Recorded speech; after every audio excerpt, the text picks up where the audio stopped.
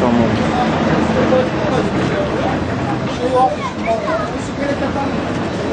Gel işte. Dışarıya serptirme. Ama orası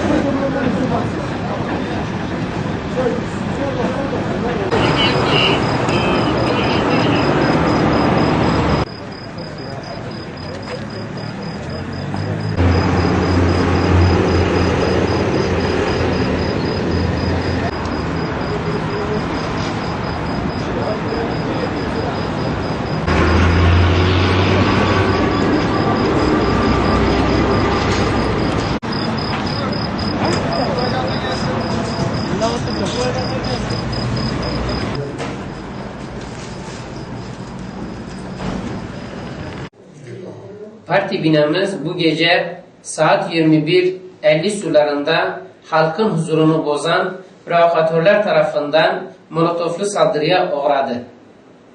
Halka hizmet eden partimize yapılan bu saldırıyı şiddetle kınıyoruz. Parti olarak halkımızın hizmetinden başka bir gayemizin olmadığını herkesçe bilinmektedir. Halkımıza hiçbir faydası olmayan bu tür karanlık zihniyetlileri lanetliyoruz.